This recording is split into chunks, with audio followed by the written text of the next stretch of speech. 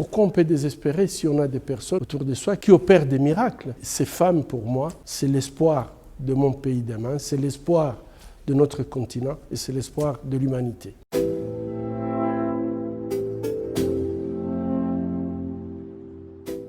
En 2012, j'étais complètement désespéré. Je venais d'être attaqué chez moi. Mes filles étaient prises en otage par une bande armée. Aujourd'hui, j'ai ma vie sauve, c'est puisque mon gardien avait juste plongé pour me protéger et me couvrir, mais c'est lui qui a pris la balle. À ce moment-là, j'avais tout simplement pensé que ça ne vaudrait plus la peine de rester dans la région. Et j'avais dit non, c'est fini. J'étais désespéré, je suis parti.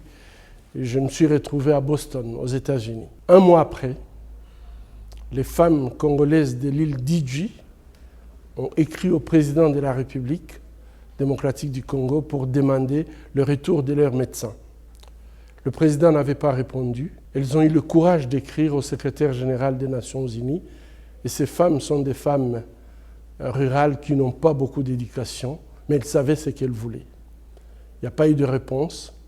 Ces femmes ont décidé de venir installer leur sit-in à l'hôpital de Panzi, où elles vendaient les fruits et les légumes pour payer mon billet retour. Après un mois, chaque vendredi, elles déposaient $50 à l'hôpital. Sachant que ces femmes n'ont pas $1 pour vivre, je trouvais cet acte héroïque et je n'avais pas le choix. Au bout de 3 mois, je suis revenu. Elles ont promis, docteur, on fera des patrouilles autour de ta maison, jour et nuit, et avant que quelqu'un t'atteigne, il aura marché sur 25 femmes.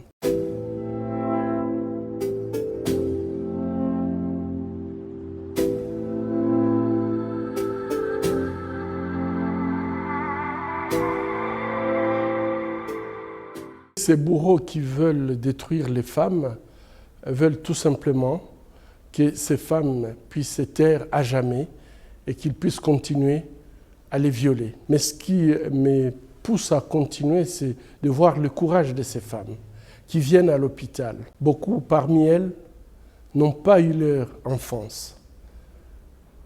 Elles n'auront pas leur féminité puisque leur appareil génital est complètement détruit. Ces femmes n'auront pas une progéniture puisque la destruction est telle qu'elles ne peuvent même plus avoir une sexualité normale.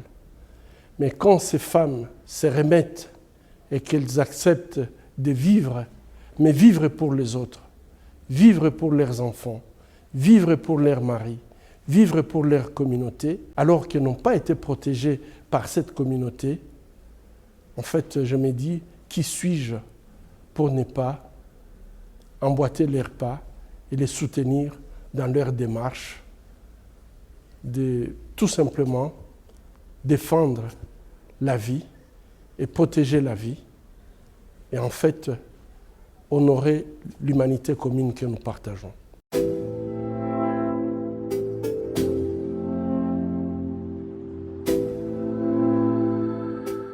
Le prix Nobel nous a donné une plateforme. Nous utilisons cette plateforme pour essayer de faire le plaidoyer et nous attendons à avoir des résultats qui, malheureusement, traînent à venir. Lorsque nous avions le prix Nobel, nous avions demandé à ce que la communauté internationale puisse établir un tribunal pénal international pour le Congo, puisque je crois que la justice fait partie, en fait, dans le processus de guérison des victimes de violences sexuelles. Tout demande une reconnaissance, tout demande à ce qui est justice et pouvoir établir cette juridiction internationale pour demander à ce que tous les bourreaux puissent répondre de leurs actes.